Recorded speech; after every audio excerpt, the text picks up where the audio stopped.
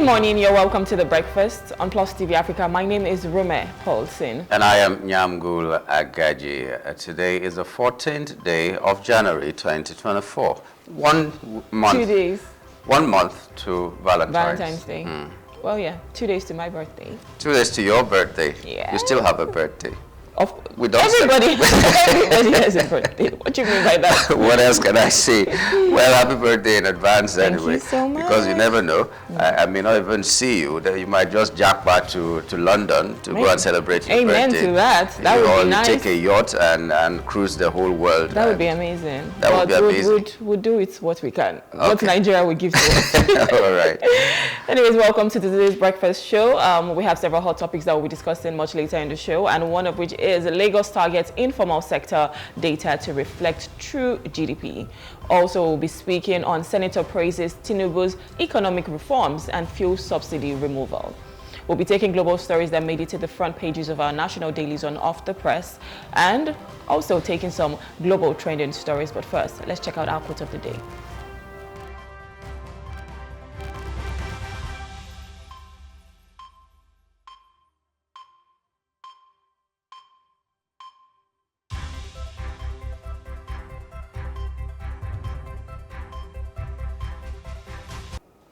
Technology will not replace great teachers, but technology in the hands of great teachers can be transformational.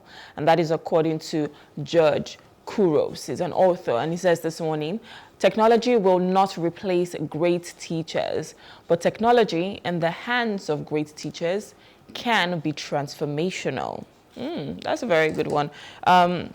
We all need the human factor. We all need, in fact, we talk about AI right now, but AI only works based on the information that you feed it. So if there is no great teacher, if you're not feeding it anything, then nothing is going to come out. And of course, that's what technology is about. You can feed information into something, and then when you use that technology to your own advantage, it can be transformational. For instance, we're here broadcasting live. If we're not here, nothing is going to be done because all of these cameras, the lights, everything will be there, but we're not going to show anything or give that information to anybody. But with us being here and then using all of this, we're able to transmit to so many people, and they have access to the news. They have access to information that they probably did not have before. And that's what technology can do, but it has to work in pari passu. It has to work in tandem with great teachers, and we just use it to our advantage. Yeah, well, nowadays we can be AI generated, and then it will look like we are the ones talking. But at the end of the day, nothing beats the human being. Nothing beats the real thing. You cannot have AI generated UEFA Championship, for instance. It has to be live. And so the thing is, technology should be as good as what we allow it to be. And if it is in the hands of great teachers, they will use it and make whatever it is that we're doing or we're having better than it is. AI or any kind of technology can stand on its own, but it will be better if it is influenced by the human factor. I remember one time I was trying to ask AI to tell me about my people, and the things AI told me, I was like, okay, is it the same people he's talking about? That means someone somewhere may have filled or may have given the kind of information which mostly was wrong to the AI, and it just gave it out. So like they say, garbage in, garbage out. So how do you even verify? Like AI cannot verify if it's I was looking at it, and more than half of it was wrong. I come from there, and I know the history of that place so well that whatever it said was very laughable. But it was also very sad, because if the people who know about it do not correct it, it will remain as the history of those of the people that it's not supposed to be. So we should be careful how we let technology rule us. Rule us as it is. We should also make sure that we check what technology does to us and how we use technology to our own benefit. Fantastic. All right, we'll move over to our top trending stories. This first one says, President Tinubu issues ban on homosexuality acts in military. President Bola Tinubu has signed a revised version of the Harmonized Armed Forces Terms and Conditions of Service, which bans military personnel in Nigeria from engaging in various acts deemed contrary to military ethics. The revised terms signed on December 16, 2024 prohibit homosexuality, lesbianism, bestiality, cross-dressing, body piercing, tattooing, and disorderly behavior. The new regulations also impose strict guidelines on military officers' conduct, including banning drunkenness on off and duty. Both on and off duty, I beg your pardon. The revised conditions further forbid officers from engaging in amorous relationships with subordinates or their spouses and mandates timely payment of financial dues such as vehicle licenses and insurance. Additionally, military personnel are prohibited from joining secret societies or political parties, as well as using government property or their position for personal gain. Officers are also restricted from owning private businesses that interfere with their official duties or could bring discredit to the military. While the revised terms lay out detailed conduct rules, the document does not specify the punishments or disciplinary actions and measures for violations.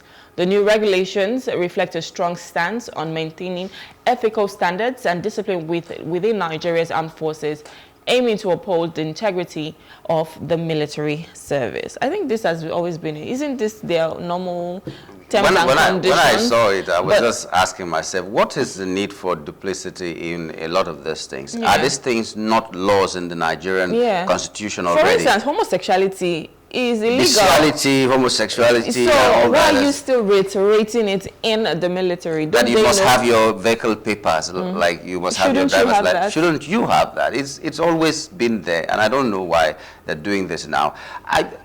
Well, it's good that, okay, maybe they are emphasizing it because, you know, I can't imagine when you are in a military formation, I can't imagine, you know, will I have to say this on television, having to wear Pampers or something because one person somewhere is looking at me and craving my body, even when he's a man as well. It doesn't, we go to a place, all of us are we are bathing together, and then one of us is just fantasizing on how to, you know, rush me and all that.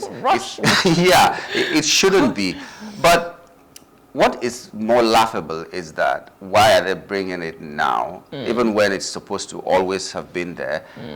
In the time of Obama, we would have been sanctioned. Is it because they just want to show Trump, who is an American president, a sovereign nation on his own, that we are very firm on the kind of things that he stands for and all that? Why didn't they say it in the time of Obama? They were even signing some documents that Nigerians were crying out that we're giving ourselves away to America's ideology of this homosexuality and the rest of those things. So they are now signing it so that Trump will say, okay, these people, well done. Yeah, you're trying so much. I think we should stop eye services. All these things are in the Constitution. We should look for a way to enforce these laws even more and create new laws if we have to, or repeal the ones that are obsolete and then make them up to date. Not bringing laws that are already there and telling us I feel like it's just, let's just do something right now.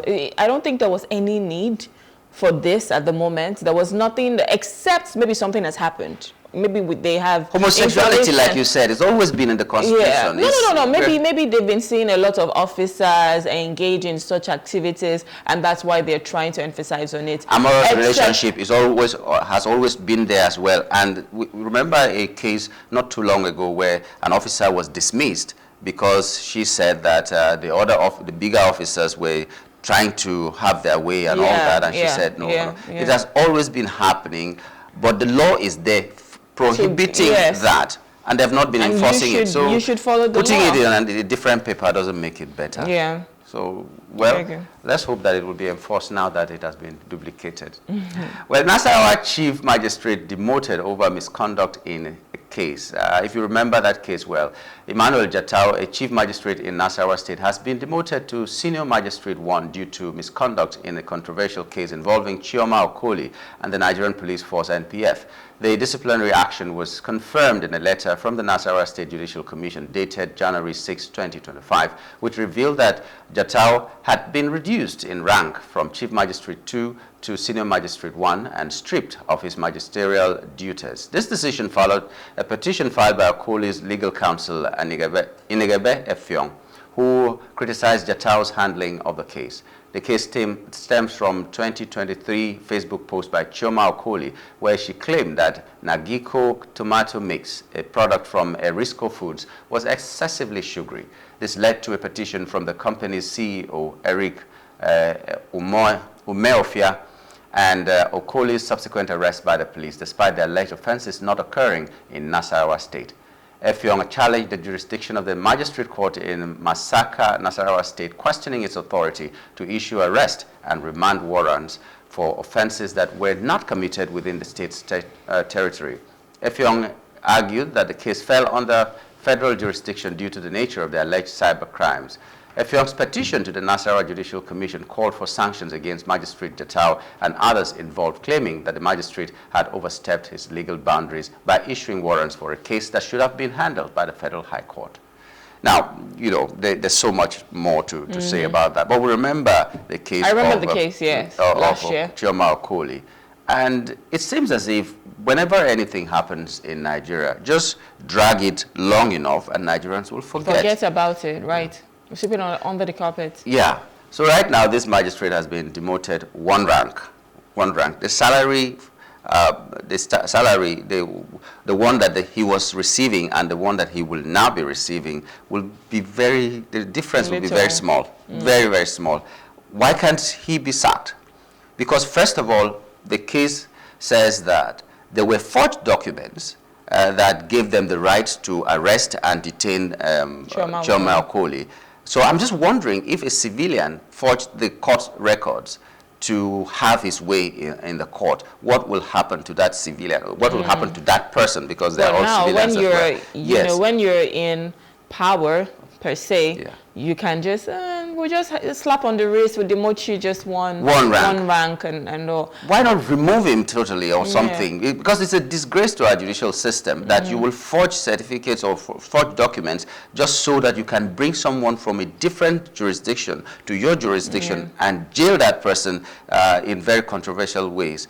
And by the way, now that we have remembered this case, is it so wrong because we've seen where drinks or beverages have been sued, or sometimes they have been called out because of one mistake or the other. You find maybe an insect inside, or you find that the drink is bland or something, however they call it. But these people don't come out to arrest this person. But this one was arrested, and Nigerians just make noise for 1 week. I feel like it was just a case of power, because Erisco Foods obviously felt that, you know what, we have people in our pockets, we have the power, we can do and undo, and they just wanted to show that. And it was an abuse of power in Chioma Okoli's case, because to be honest, if I'm going to complain about something, what you should be doing as, you know, the manufacturer is to think of my complaints and work on it and say, oh, is it how you feel? Okay, maybe we should do a research. Maybe we should do samples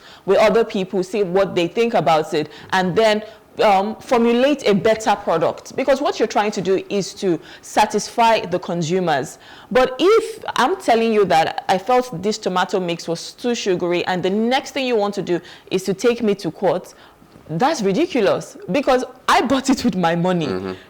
It's not like you gave it to me for free, and maybe I'm just coming to talk about your product and trying to put it Even if you gave it to me for free, I have the right to tell you. Yes, even a hazard to my health, I should be able to talk about it. And I think that's what, you know, SON and, you know, FCCPC need to come in, because you cannot just complain about something, and because you complain about it, you go to court for it. So I'm sure that I hope that other, companies will look at it and not act this way. For instance, there was a case about, I think it was MTN or so, and there was this man that said, you know how you get text messages from, the network, and, they say, oh, to subscribe for this, pay, yeah. So he said they were sending him messages back to back. I can't remember what particular network it was, but they were sending him messages back to back. And this man took them to court. The court awarded him, I think, about 400,000 at first, and he said no. He appealed, and later on, he went into millions. So, what is that company going to do at that point? The Chioma, in this case, wasn't even suing you for making this, tomato mix the way it's supposed to, like the way you made it. But instead, you are the one suing her for complaining. It makes no sense. Yeah, but I'm really sad with Nigerians and disappointed with the people who find you, when they see you do something, they try to cancel you. That's what the new generation says, cancel you. Why couldn't they cancel this company? Because what they did was really inhuman and really unprofessional and really very unbusinesslike. Yeah. And Nigerians keep on buying their products, showing that you can show power. So most times, I don't think, these market women and all, it's the money that they have now. If they find out that, it's more affordable, that's why. Because if it was abroad, cancel culture works. Something like this, when I know that at least there's a good standard of living, I would make my choice. But in a situation whereby you don't have a lot of money to buy the other bigger brands, you have no choice but to buy this one, and they know. So that's the power that they're working with. So poverty has been weaponized. Are you just finding that out? Of course it has. But hopefully, it won't be that way. Anyways, our final top trending story, we just have the latest news. And this says, Lagos Assembly impeaches Speaker Obasa. Meranda takes over. The Lagos State House of Assembly has impeached Mudashiru Obasa as Speaker, with members unanimously electing Honorable Mojisola Meranda as the new Speaker and Honorable Fatai Adebola as Deputy Speaker. A lawmaker stated that leadership change was necessary for the progress of the House, emphasizing that the leadership transition was a collective decision to restore integrity and sanity to the institution. Following the decision, all principal positions and standing committees within the House have been dissolved. While the specific reasons behind Obasa's impeachment remain unclear, he recently faced public scrutiny over allegations that the Assembly had spent 17 billion naira on constructing a gate. Obasa dismissed the claims as politically motivated and baseless, arguing that the Assembly's yearly budget allocation could not have supported such extravagant spending. He also addressed accusations ongoing excessive costs for the 22nd Thanksgiving service, asserting that these claims were false. Obasa denied the allegations in the face of growing corruption concerns, specifically from the Lagos State Anti-Corruption Coalition, which had demanded an investigation into the purported expenditure. Despite these accusations, he remained firm in his defense, stating that such unfounded claims were to be expected ahead of the 2027 election. I think Obasa has just stepped on the tail of a viper. He's been set up and he's been removed. That's it. He's not even impeached. Impeachment means that you have been accused and you will face trial and all that, and you still have your position. But he has been removed. That's what it is there, and someone else has been sworn in. I think maybe he has voiced his concerns about some things, especially the next governor of Lagos State and so much. There's so many things that he may have done. He might have some high-handedness, yes. He's been there forever, as it were. He was elected speaker, not just elected as a member of the House, speaker from 2015. So this is like 10 years as a speaker. So power corrupts, and absolute power corrupts, absolutely. But in a case where they said that he spent 17 billion on a gate, there's no expenditure that can be done without the entire House saying yes to it. So the Speaker doesn't have absolute power to do what they're accusing him of doing. I'm sure maybe there are some other things, maybe sharing formulas that he has not been able to do the way they want it. But stories from the House of Assembly on the day of the presentation of the budget have it that almost all the lawmakers were praising Obasa, how he he had transformed their lives before the presentation of the budget. So everybody who was there was a witness to that. Everybody stood up and said, Obasa changed my life. He gave me training, this, he did that for me, he did that for me, and all that. And then almost immediately they turned around and said that he's so high-handed and he couldn't so where did the switch come in? Because of course something has gone down. If there's going to be that quick switch, you're wondering what has happened behind closed doors. Yes. It is definitely not just, oh, he's high-handed, or even the 17 billion. Like you said, everybody needs to see the budget and say, okay, this is what we're spending this money for. So how come you did not? In fact, I'm going to question all of them, because if 17 billion was to go for a gate, how come you did not know about it?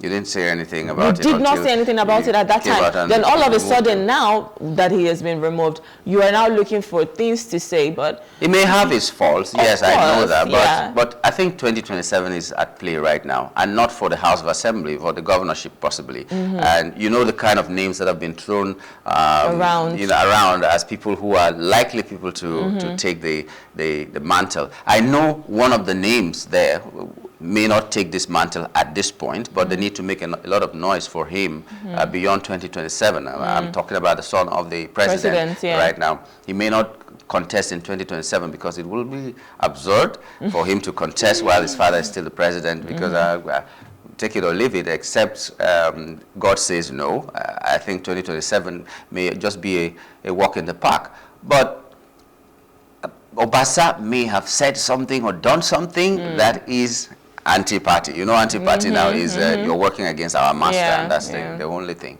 But whatever it is, I wish him well where he is. And I'm also glad, even though it is a sad thing for Obasa, but I'm also glad that they found the deputy, who's a woman, worthy enough to ascend that throne. It's the first time in Lagos history, and I hope that she will not disappoint the women folk and everybody else who has had confidence in her. Yes, I hope so. All right, that's it for our top trending stories. We'll go on a short break. When we return, we'll be having Hop the Press. Please stay with us.